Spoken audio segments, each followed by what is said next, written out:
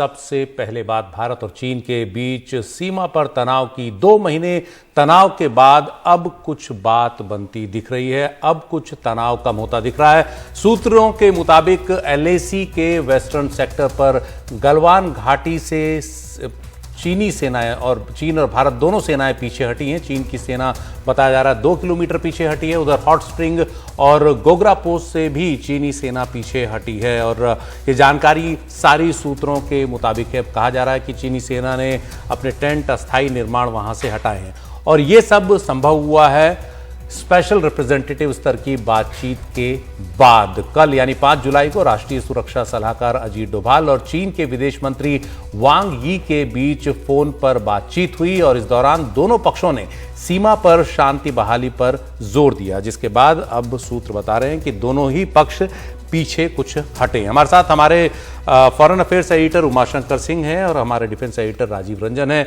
सबसे पहले उमा, आपके पास दोनों पक्षों के विशेष प्रतिनिधियों की बातचीत में और क्या खास बात हुई?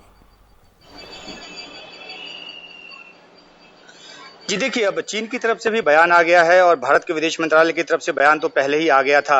अच्छी बात यह है कि दोनों ही बयानों में एक रूपता नजर आती है और जैसा कि हमने देखा था 17 जून की बातचीत जो दोनों देशों के विदेश मंत्रियों के बीच हुई थी, उसके बाद अलग अलग तरह के स्टेटमेंट आए थे, वो इस बार नहीं आया है और दोनों ही स्टेटमेंट में तकरीबन एक जैसी बात की गई है। एक बात जरूर है कि जो डिफरेंस ऑफ परसेप्शन है बॉर्डर पे और उसी की वजह से इस तरह के तनाव होते रहते हैं, तो उस डिफरेंस ऑफ परसेप्शन की बात इसमें भी की गई है। लेकिन दोनों ही स्पेशल रिप्रेजेंटेटिव्स की जो बातचीत हुई कल शाम को, उसमें पूरा जोर इस बात पर दिया गया है कि किस तरह से शांति और जो एक वहां पे जो पहले से यथास्थिति है वो बनाकर रखी जाए और इसलिए आज का जो ये डेवलपमेंट है वो देखने में आया है। ये जो डेवलपमेंट की बात है वो अलग सूत्रों के हवाले से आया है, विदेश मंत्रालय का बयान और चीन के विदेश मंत्रालय का बयान अलग से आया है, लेकिन दोनों में जरूर ही संबंध है और यही वजह है कि आज इस तरह की एक कामयाबी दोनों देशों को मिली है, जहां पे विवाद वाले अलग अलग इलाकों से दोनों ही देशों की सेना जो है वो पीछे हटी है और कहा जा रहा है कि जो चीनी सेना है वो तकरीबन 2 किलोमीटर तक पीछे हटी है। तो एक बहुत बड़ी कामयाबी और एक इस दिशा में कदम है, क्योंकि इसमें यह भी कहा गया है इस बातचीत में कि दोनों ही देश जो है लगातार बातचीत करते रहेंगे और दोनों ही देशों के जो सैन्य कमांडर है उस स्तर की जो बातचीत है वो भी लगातार होती रहेगी। तो एक अच्छी पहल की शुरुआत आज नजर आ रही है और आगे देखते हैं कि ये और किस हद तक आगे बढ़ता है और क्या पूरी तरह से इस विवाद को, जो अभी मौजूदा विवाद है, उसको सुलझाने में किस हद तक दोनों देश आगे बढ़ते हैं। सुशील जी, राजीव भी हमारे साथ हैं। राजीव, बताइए, सेना के सूत्रों के हवाले से क्या जानकारी मिल रही है आपको? देखिए, जैसे उमा बता रहे हैं कि एक अच्छा संकेत है कि अब कम से कम सेना और सरकार इस बात को मान रही है कि चीनी सेना जो पीछे हटने लगी है। खासतौर से 3 जगहों पर तो आधिकारिक तौर पर कंफर्म किया गया है। जो गलवान घाटी का इलाका था, पेट्रोलिंग पॉइंट 14, जहां पर 15 जून को खूनी झड़प हुई थी, जिसमें हमारे 20 जवान जो हैं सरहद की हिफाजत करते हुए अपनी जान दे दी थी। और उसके अलावे जो गोगरा और हॉट स्प्रिंग का जो इलाका है, 3 जगहों पर बताया गया है कि वहां बाकायदा पीछे हटे हैं। तकरीबन 1.5 से 2 किलोमीटर का इलाका। कई ऐसी जगहों पर भी देखा गया जो मिलिट्री गाड़ियां थी वह भी पीछे हटी, पीछे की ओर जा रही है।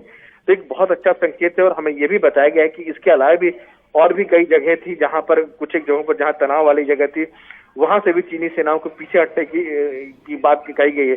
तो ये पहली बार ऐसा हुआ है कि वाकई में पीछे हटा। ऐसे इसके पहले कोई आधिकारिक तौर पर कंफर्मेशन नहीं हो पा रहा था। पहली बार आधिकारिक तौर पर कंफर्मेशन हुआ है कि मई के पहले हफ्ते में जिस तरह का जो तनाव जो दोनों देशों में नजर आया था और 15 जून को जो तनाव जो है एक कह सकते हैं कि चरम पर पहुंच गया था, जहां खूनी झड़प हुई, पहली बार ऐसा हुआ है कि सेनाएं पीछे हटी है।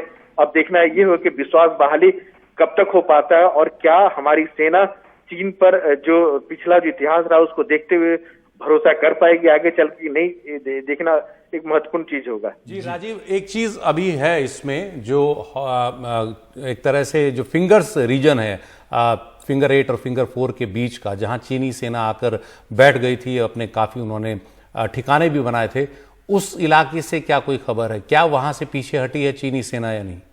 देखिए, अभी तक उस बारे में कोई सूचना नहीं दी गई और सबसे बड़ा सही कह रहे हैं कि विवाद जो है पेंगोंगसो लेक का जो फिंगर 4 का इलाका है वहां पर है।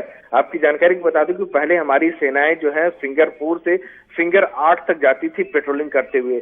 चीनी जो सेना जो है उसका जो कैंप जो हुआ करता था फिंगर 8 के पार हुआ करता था पेंगोंगसो लेक का। अभी स्थिति है कि हमारी सेना को फिंगर 4 से आगे नहीं जाने दिया जाता है। फिंगर 4 और फिंगर 8 के बीच में तकरीबन 8 से 10 किलोमीटर का डिस्टेंस है। ये पेंगोंग सो लेक की बात मैं बता रहा हूँ। तो ये पूरा जो इलाका जो मेन विवाद इसी जगह पर है। गलवान में बहुत ज्यादा विवाद नहीं था। ये अलग बात है कि 15 जून को वहां हिंसा होती है जब हमारे 20 जवान शहीद हो जाते हैं, लेकिन जो मेन जो मुद्दा विवाद वाली जगह है वो पेंगोंग सो लेक है, हॉट स्प्रिंग का इलाका है जहां से कुछ पीछे हटे हैं।